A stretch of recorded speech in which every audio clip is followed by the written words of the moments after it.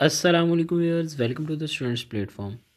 इस वीडियो में इंशाल्लाह ताला हम एंजाइटी डिसऑर्डर्स और इसके रिलेटेड जो टाइप्स हैं उनको डिटेल से डिस्कस करेंगे। एंजाइटी डिसऑर्डर होते क्या हैं? Combination of excessive fear and anxiety which cause significant impairments in daily functioning. इसके अंदर जनरल फीचर्स हैं, इसके कुछ देख लें। ड्यूरेशन बताई गई है, जो है ये 6 मंथ्स अमूमन इसकी होती है मिनिमम ड्यूरेशन। और एक्सक्लूजन क्राइटेरिया में किसी और चीज़ सब्सटेंस या मेडिकेशन की वजह से या किसी साइकेट्रिक डिसऑर्डर की वजह से ये नहीं होनी चाहिए। और इसके अलावा इसके अंदर कह रहा है कि इम्पैक्ट जो है सिग्निफिकेंट इश्यूज़ इन social occupational life functioning, daily routine life के अंदर जो है ना ये इश्यूज़ आते हैं। इसकी 7 टाइप्स हैं: generalized anxiety disorder, panic disorder, agoraphobia, social anxiety disorder, social phobia भी जिसको कहते हैं, specific phobia, separation anxiety disorder और सेलेक्टिव म्यूटिज्म। इन सब को वन बाय वन हम डिटेल से डिस्कस करते हैं। पहला है generalized anxiety disorder. persistent, excessive and uncontrollable worry about various aspects of daily life such as work, health, finances and relationship। इसके DSM 5 TR का डायग्नोस्टिक क्राइटेरिया जो है excessive worry and anxiety and worry, ये most of the day होता है और at least 6 months पहले ये स्टार्ट होता है। और इसके अंदर इंसान जो है अपनी परेशानी को, वरी को कंट्रोल करने के काबिल नहीं होता, वो इसको मैनेज नहीं कर पाता। उसके अलावा एसोसिएटेड सिम्टम्स हैं कुछ इसके अंदर बताए गए, जिनके अंदर से एटलीस्ट 3 होने चाहिए। रेस्टलेसनेस हो गई, थका हुआ महसूस करता है इंसान, बर्डन फील करता है, चीज़ों पर कंसंट्रेट नहीं कर पाता, इरिटेबिलिटी होती है, muscle tension, sleep disturbance, sleep के रिलेटेड इश्यूज आते हैं। इम्पेयरमेंट्स, सिग्निफिकेंट इम्पेयरमेंट होती है डेली फंक्शनिंग में, सोशल और ऑक्यूपेशनल लाइफ के अंदर।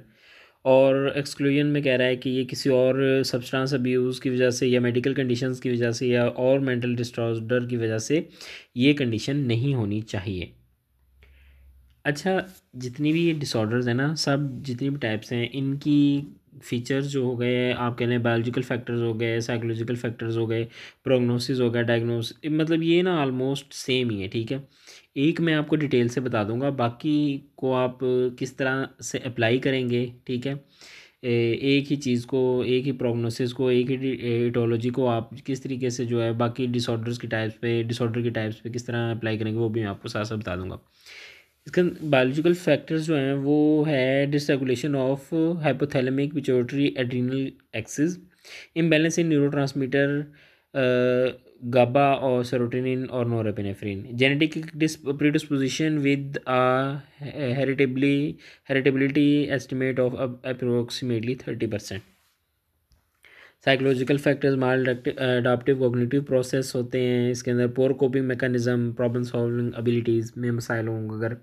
इन्वायरमेंटल फैक्टर्स की वजह से भी होती है, क्रॉनिक स्ट्रेस, ट्रॉमा की वजह से, या चाइल्डहुड एक्सपीरियंसेस अच्छे नहीं रहे, या फिर डिमांड हाई की जाती है काम के अंदर या रिलेशनशिप्स के अंदर। प्रोग्नोसिस ये है कि सबका प्रोग्नोसिस आलमोस्ट सेम है कि अगर तो अर्ली इंटरवेंशन हो जाएगी तो इस पर काबू पाया जा सकता है, लेकिन अगर देर हो जाएगी, देर बाद पता चलेगा, या फिर इसका इलाज जल्दी नहीं स्टार्ट किया जाएगा, तो जो है ना वो इसका रिस्क बढ़ जाएगा, डिप्रेशन की तरफ चला जाएगा बंदा, या सब्सटेंस अब्यूज़ का शिकार हो जाएगा, और जो है लाइफ की क्वालिटी भी बहुत ज़्यादा जो है वो ख़राब हो जाएगी। ट्रीटमेंट में साइकोथेरेपी में कोग्निटिव बिहेवियरल थेरेपी है। ठीक है, और माइंडफुलनेस बेस्ड स्ट्रेस रिडक्शन, जिसके अंदर जो है वो पेशेंट को बताया जाता है कोई किस तरह से अपनी परेशानियों को वो मैनेज कर सकता है। साइकोलॉजिकल अराउजल जो है वो को रिड्यूस किया जाता है इसके अंदर। ठीक है, फार्माकोथेरेपी जो है मेडिसिन के ज़रिए इसमें बताएगा कि किस तरह इलाज करते हैं। फर्स्ट लाइन मेडिकेशंस हैं सेरोटोनिन रीअपटेक इनहिबिटर्स, SSRI हो गया, और इसके अलावा जो है एडजस्टमेंट मेडिकेशंस हैं, इनके अंदर भी क्रॉनिक एनजाइटी के लिए जो डिफरेंट जो यहाँ पे इसके अंदर मेडिसिन बताई गई हैं, एज इट इज़ आप लोग याद करना चाहते हैं तो इसको as it is read out करें। लाइफस्टाइल इंटरवेंशन है, बताया जाता है कि किस तरीके से लाइफस्टाइल जो है अपने चेंज करना है, मैनेज करना है स्ट्रेस को। इसके लिए योगा किया जाता है, मेडिटेशन की जाती है, एक्सरसाइज की जाती हैं, डाइट को बैलेंस किया जाता है, क्योंकि इन कंडीशंस के अंदर ना स्टोमिक का भी बड़ा रोल होता है। Panic disorder, unexpected panic attacks, और इन्हीं पैनिक अटैक्स को लेकर खौफ का रहना कि दोबारा भी हो सकते हैं। DSM-5 TR, अच्छा ये जो डिफ़ाइन कर रहा हूँ ना मैं, इसके साथ DSM-5 TR का डायग्नोसिस क्राइटेरिया बता रहा हूँ। अगर आपने जस्ट कंडीशन को डिफ़ाइन करना है ना, तो आप ज़्यादा एक्सप्लेन करना चाहते हैं तो इसके अंदर DSM-5 का क्राइटेरिया भी ऐड कर सकते हैं इसके एक्सप्लेनेशन के अंदर। रिकरेंट अनएक्सपेक्टेड पैनिक अटैक्स, इसके अंदर पहली चीज़ जो है वो पैनिक अटैक हो जो होंगे, और रिकरेंट पैनिक अटैक्स होते हैं, ठीक है, अचानक से अटैक हो जाएगा, और जिसके अंदर जो कंडीशन जो होती हैं उसकी सिम्टम्स होते हैं, चार इनमें से होने ज़रूरी हैं। इसके अंदर पहला है धड़कन दिल की अचानक से तेज़ हो जाती है, पसीना आना शुरू हो जाता है, इंसान कांपने लग जाता है, सांस जो है वो रुकती हुई महसूस होती है, गले में टाइटनेस महसूस होती है, इसको यहाँ पे चोकिंग का वर्ड यूज़ किया गया इसके लिए, चेस्ट पेन होना, स्टोमिक में प्रॉब्लम, गनूदगी या बेहोशी टाइप होती है, बहुत ज़्यादा सर्दी या गर्मी लगना शुरू हो जाती है। इसके अलावा इसके अंदर बताया गया है फियर ऑफ लूजिंग कंट्रोल, पागल हो जाने का डर होता है इंसान को, या फिर फियर ऑफ डाइंग। एक्सक्लूजन के अंदर वही के नॉट ड्यू टू सब्सटेंस और अदर मेडिकल कंडीशंस और अदर मेंटल डिसऑर्डर। इटोलॉजी के अंदर बायोलॉजिकल फैक्टर्स जो होते हैं उनकी वजह से, जैसे hyper activity in amygdala, limbic structures dysregulation हो गई, आल्टर्ड सेरोटोनिन, नोरेपिनेफ्रिन न्यूरोट्रांसमिशन हो गई, जेनेटिक प्रीडिस्पोजिशंस वगैरह की वजह से भी ये कंडीशन जो पैदा हो सकती है। साइकोलॉजिकल फैक्टर्स के अंदर कोग्निटिव डिस्टॉर्शंस और बिहेवियरल कोग्निशन के अंदर जो है वो इश्यूज़ की वजह से जो हैं वो पैनिक अटैक जो हैं वो आते हैं। एनवायरमेंटल फैक्टर्स जो स्ट्रेसफुल इवेंट्स या कोई ट्रॉमा देख लें, या फिर चाइल्डहुड में जो है वो उसका चाइल्डहुड एक्सपीरियंसेस अच्छे नहीं थे, या फिर उसको नेगलेक्ट किया गया था, तो इस वजह से भी जो है वो पैनिक डिसऑर्डर जो है वो कॉज होता है। प्रोग्नोसिस सेम है, जल्दी इंटरवेंशन कर लेंगे तो जल्दी ठीक हो जाएगा, इंटरवेंशन जल्दी नहीं करेंगे तो फिर जो है मज़ीद जो है वर्स कंडीशंस में मज़ीद बीमारियों की तरफ ये जा सकता है। साइकोथेरेपी है, फार्माकोथेरेपी, इसकी फार्माकोथेरेपी है एज इट इज़ पढ़ लीजिएगा कि कौन कौन सी जो वो मेडिसिन इस्तेमाल हो रही हैं इसकी ट्रीटमेंट के लिए। लाइफस्टाइल इंटरवेंशन वही, इसके अंदर एक्सरसाइज हो गई, रेगुलर रिलैक्सेशन टेक्निक्स हो गई, मेडिटेशन हो गई, ये सारी चीज़ें जो हैं लाइफस्टाइल के अंदर इंसान की चीज़ परमानेंट ऐड कर दी जाती हैं, जिसको वो इंसान फॉलो करता है और जो है इस कंडीशन से जो बाहर निकलने की कोशिश करता है। आगे है एगोराफोबिया। इसके अंदर कह रहा है कि इस चीज़ का शदीद डर कि मैं एक ऐसी सूरत हाल में फंस जाऊंगा कि मैं वहाँ से निकल नहीं पाऊंगा और कोई मेरी हेल्प भी नहीं कर सकता। इस चीज़ को हम एगोराफोबिया कहते हैं। डायग्नोस्टिक क्राइटेरिया मार्क्ड फियर और एनजाइटी, इसमें से दो या दो से ज़्यादा सिचुएशंस जो हैं वो पाई जा सकती हैं। लाइक इसके अंदर कह रहा है कि पब्लिक ट्रांसपोर्ट इस्तेमाल करते हुए पैनिक अटैक हो सकता है, बसेस, ट्रेन्स और एयरप्लेन्स के अंदर, या फिर ऊपर दी गई जो कंडीशंस हैं इनसे अवॉइड करना या ख्वाहिश करना को कोई ऐसा बंदा साथ हो जो जिसके प्रेजेंस में वो सेफ़ फील करे, या फ़ियर जो है वो जो महसूस करता है वो एनजाइटी या फिर असली ख़तरा जो होता है ना उससे कहीं ज़्यादा होता है, मतलब एक्चुअल में वो कोई चीज़ इतनी ज़्यादा ख़तरे वाली नहीं होती लेकिन इंसान जो है शदीद उससे ख़तरा महसूस करता है। ये सब जो है वो 6 माह या इससे ज़्यादा जो है इनका ड्यूरेशन ज़रूरी है। अवॉइडेंस हो गई, इंड्योरेंस हो गई। अवॉइडेंस के मतलब कि इंसान जो है फिर फ़र्ज़ करें बसेस में उसको इशू आता है ट्रैवल करने से तो वो उससे अवॉइड करेगा, या फिर इंड्योरेंस है कि उस सिचुएशन से गुजरेगा ज़रूर, ट्रैवल करेगा लेकिन शदीद एक ना खौफ की सूरत में खौफ की सूरत उस पर तारी रहेगी। डिस्प्रोपोर्शनेट फियर है, वही इसका मतलब कि एक्चुअल डेंजर से कहीं ज़्यादा जो है स्वेयर उसकी अपनी सिचुएशन होगी। ड्यूरेशन मैंने आपको बता दिया। फंक्शनल इम्पेयरमेंट होती है, सिग्निफिकेंट सोशल और ऑक्यूपेशनल लाइफ के अंदर प्रॉब्लम्स आते हैं। एक्सक्लूजन वही है कि not better explain by another medical condition, mental disorder, social anxiety, PTSD या स्पेसिफिक फोबिया, इसकी वजह से नहीं होना चाहिए। इटियोलॉजी में बायोलॉजिकल फैक्टर्स हैं, साइकोलॉजिकल फैक्टर, एनवायरमेंटल फैक्टर्स वही जो हमने पहले डिस्कस किए हैं। प्रोग्नोसिस भी सेम ही होगा इसका, अर्ली इंटरवेंशन होगी तो जल्दी हम इस पर काबू पा सकेंगे। ट्रीटमेंट में सीबीटी है, वर्चुअल रियलिटी थेरेपी है, यानी कि वर्चुअल रियलिटी थेरेपी के ज़रिए जो इंसान को उस कंडीशन में सिचुएशन के अंदर से गुजारा जाता है, ठीक है। एक्चुअल में वो नहीं होता, लेकिन उसको उस तरीके से सीन दिखाया जाता है। एक्चुअल में वो बैठा किसी और जगह होता है, लेकिन उसको सीन दिखाए जाते हैं और आहिस्ता आहिस्ता उसको उस चीज़ की अडाप्टेशन जो है वो सिखाई जाती है। फार्माकोथेरापी, लाइफस्टाइल इंटरवेंशन है, ये सारी वही चीज़ें हैं बाकी जो जो कि पिछले डिसऑर्डर्स के अंदर हमने पढ़ी हैं। Social anxiety disorder, social phobia. Social anxiety disorder, social phobia, social situation में जहाँ पे लोगों का हजूम हो, जहाँ पे गैदरिंग हो, जहाँ पे एक बंदे को बोलना पड़े, ठीक है, जहाँ पे फ़र्ज़ कर उसने तकरीर करनी है या किसी चीज़ को एक्सप्लेन करना है या किसी चीज़ को रिप्रेजेंट करना है, वहाँ पर खौफ महसूस करना, वहाँ पे डर जाना या वहाँ पे एंजाइटी की कंडीशन पैदा हो जाना, इसको हम सोशल फोबिया या सोशल एंजाइटी डिसऑर्डर का नाम देते हैं। इसके जो हैं क्राइटेरिया, DSM-5 के क्राइटेरिया के सोशल सिचुएशन जो होते हैं like public speaking, meeting new people, eating in front of others, fear of negative evaluation, ये समझना कि लोग जो हैं वो गलत ना समझ जाएं।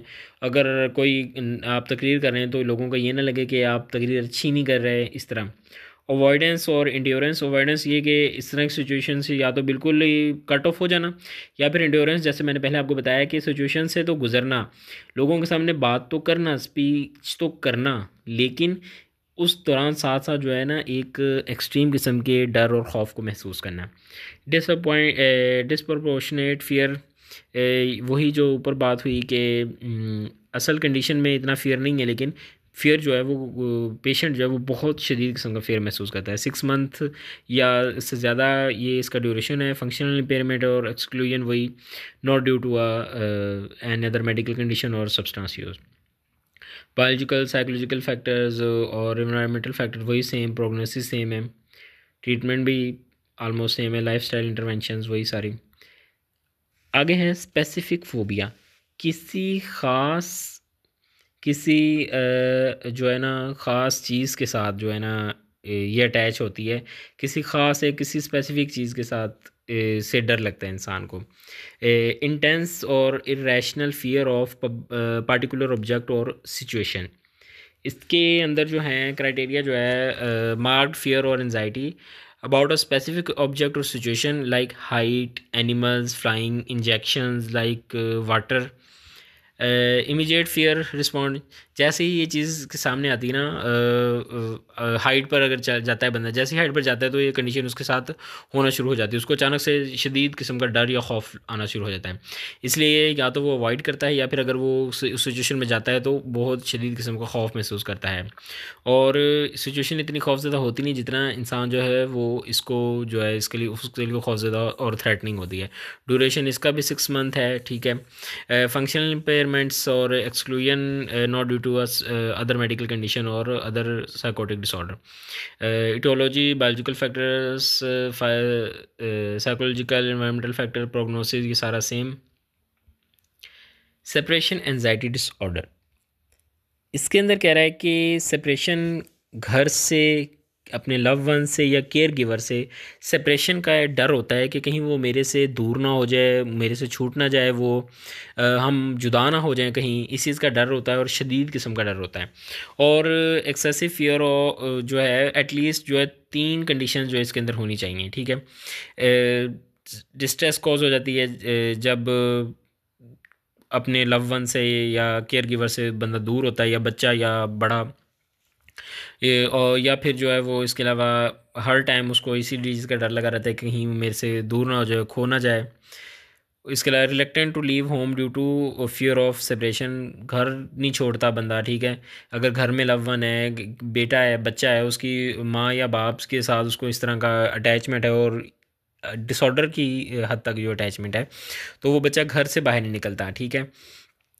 अलहदा नहीं कहीं भी जाता, ठीक है, कि कहीं उसका जो अटैचमेंट फिगर है जो वो उससे दूर ना हो जाए, ठीक है। काफ़ी सारे काम जो वो ऐसे नहीं करता, उसके मेन पीछे जो रीज़न होती है वो ये होती है कि उसका लव वन उससे दूर ना हो जाए, उस चीज़ का डर होता है। रात को ख्वाब आते हैं उसको बार बार के मेरा लव वन जो है मेरे से दूर हो गया है, ठीक है।